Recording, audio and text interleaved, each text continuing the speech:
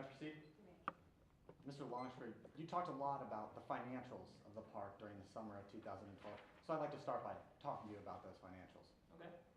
During July of 2012, you noticed that the overall revenue at Rock the World was down, correct? Well, yes, sure, that's right. You noticed that it was down by a few $1,000s, isn't that correct?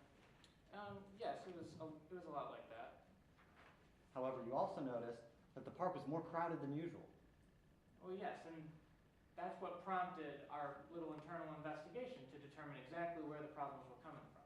Exactly. You sat down with your accountant, Hal Floyd, to determine, where the park was losing money. Yes, correct? that's right. And then that's when, in July of 2012, you and your accountant, Hal Floyd, suspected that someone was stealing from the ticket booth, correct? Yes, exactly. In July of 2012. Well, the whole problem had kind of been throughout the entire summer, so we weren't really sure what to make of that. But in fact, August 1st was when I gave all the financial documents to Detective Kimball. However, it was in July of 2012 that you first suspected that someone was stealing from the ticket booth, correct? Objection, Your Honor. Asked and answered. Yes, Your Honor. Sorry. It was in July of 2012 when you first suspected that someone was stealing from the ticket booth of your park. It was somewhere in the middle of July, the late July, in that area. Cameron Poole worked the ticket booth at Rock the World during the summer of 2012, correct? Yes, that's right. However, you didn't immediately fire Cameron Poole. No, we did. You didn't question Cameron Poole? No, we wanted to be sure that there was a problem actually with the ticket booth and kind of have some evidence that that's where it was coming from, so that way there was no sort of wrongful termination suits or anything like that. But you didn't remove Cameron Poole from the ticket booth, did you? No, that wasn't our immediate course of action. On August 1st, Cameron Poole worked the ticket booth. On August 1st, I believe so. And on August 2nd, Cameron Poole worked the ticket booth? He was generally on the weekend, so I'm not quite sure if that was a weekend, but if it was, then I'm sure he was there. But for the entire month of August, until August 30th, Cameron Poole was not removed from the ticket booth. Yes, that's correct. We were waiting to hear back from Detective Kimball. Even though you suspected that someone was stealing from the ticket booth, correct? Yes, as I said, we wanted to have some proof before we did anything. So you allowed Cameron Poole to stay in the ticket booth where he had access to the money that customers were giving the park. Well, I suppose so, yes. That was where the money was coming in. Now, you said that you contacted Detective Kimball on August 1st, correct? Yes, that's right. And you have a previous relationship with Detective Kimball. Yes, we do know each other. You gave him a job while he was waiting to join the police academy, correct? Yes, that was quite a few years ago, yes.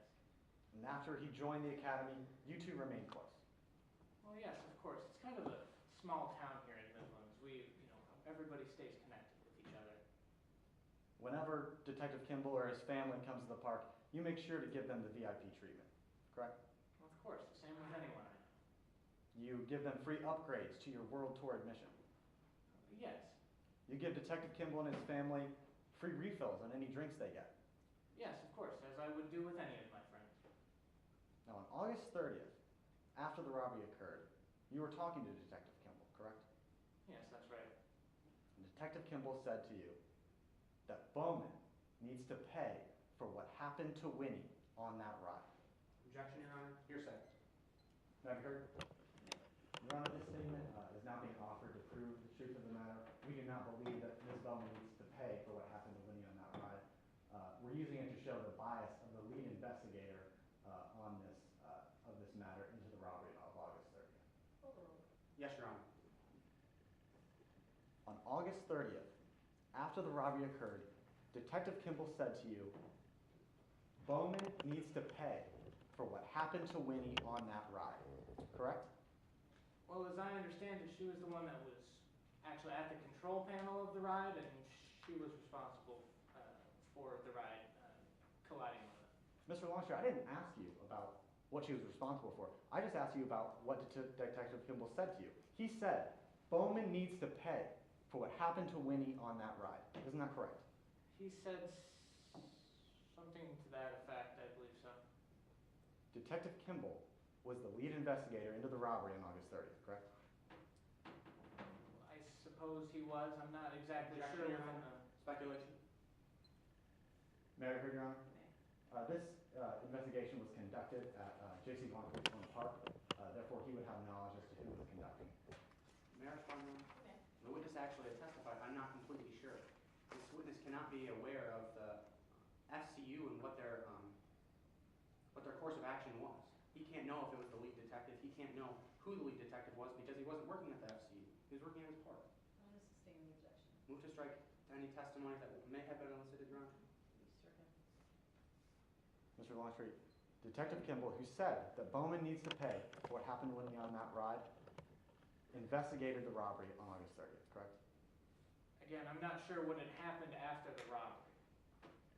However, you do know that he was one of the people interviewing witnesses after the robbery, correct?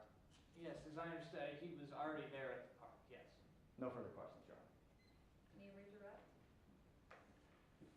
No redirect, Your Honor. I just ask that my witness be excused, but before